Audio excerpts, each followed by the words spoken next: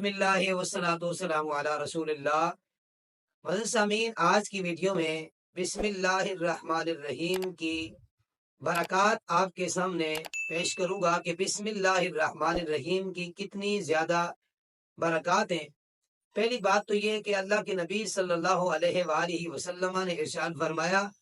کہ جو بندہ ایک مرتبہ بسم اللہ الرحمن الرحیم پڑھتا ہے تو اللہ تبارک و تعالی اسے 1000 نیکیاں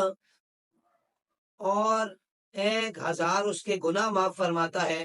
اور 1000 اس کے درجات بلند فرماتا ہے۔ بادشاہ روم کیسر، اس نے خط لکھا حضرت سیدنا فاروق اعظم رضی اللہ تعالیٰ عنہ کو کہ میرے سر میں درد رہتا ہے، کوئی ایسا عمل بتا دیجئے، کوئی دعا بتا دیجئے کہ جس کے ذریعے میرے سر کا درد جو ہے وہ ختم ہو جائے۔ تو جناب سیدنا فاروق اعظم رضی اللہ تعالیٰ عنہ نے اپنی ٹوپی اتاری اور وہ اس کو بھیج دی کہ اس کو سر پر رکھیں، سر کا درد ختم ہو جائے گا۔ چنانچہ اس بادشاہ نے اس ٹوپی کو جب اپنے سر پر رکھا تو اس کے سر کا درد جاتا رہا۔ جو ہی وہ ٹوپی اتارتا تو درد پھر سے شروع ہو جاتا۔ اب اس کو جستجو ہوئی کہ آخر اس ٹوپی میں کیا ہے کہ جس کی وجہ سے میرے سر کا درد جو ہے وہ ختم ہو جاتا ہے۔ تو اس نے ٹوپی کو پھاڑا تو ٹوپی کے اندر سے ایک چٹھی نکلی جس کے اوپر لکھا ہوا تھا بسم اللہ الرحمن الرحیم۔ تو اس کو اتنی محبت ہوئی، اس نے کہا یار جس دین کے اندر ایک آیت اتنی شفا والی ہے، ایک آیت اتنی عظمت والی ہے کہ اس کے ذریعے سے شفا ملتی ہے،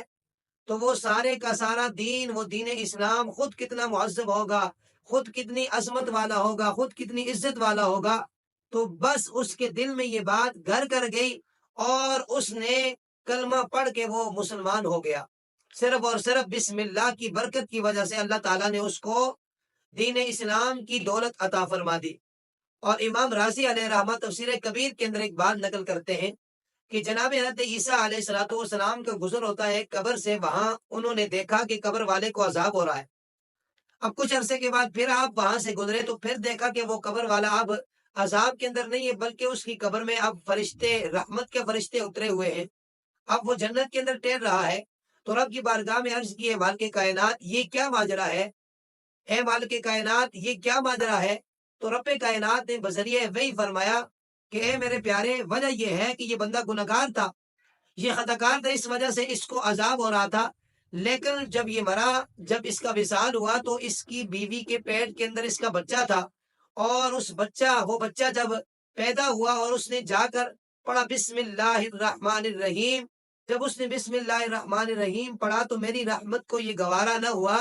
کہ اس کا بیٹا مجھے رحمان اور رحیم کہے اور میں اسے عذاب کے اندر مبتلا کروں، بس میں نے اس سے عذاب کو ختم کر کے اسے جنت عطا فرما دی۔ سو پتہ یہ چلا کہ صرف اور صرف بسم اللہ کی برکات بھی اتنی زیادہ ہے۔ تو اگر بسم اللہ کی برکات اتنی ہے تو پھر جو قرآن کریم پڑھتا ہے، جو ذکر و اذکار کرتا ہے کثرت کے ساتھ اور پھر اپنے مرحومین کو ایصال کرتا ہے تو اس کی کتنی برکات ہوگی۔ اللہ تعالیٰ کی بارگاہ میں دعا کرتے ہیں کہ وہ ہمیں سمجھ کی توفیق نصیب فرمائے۔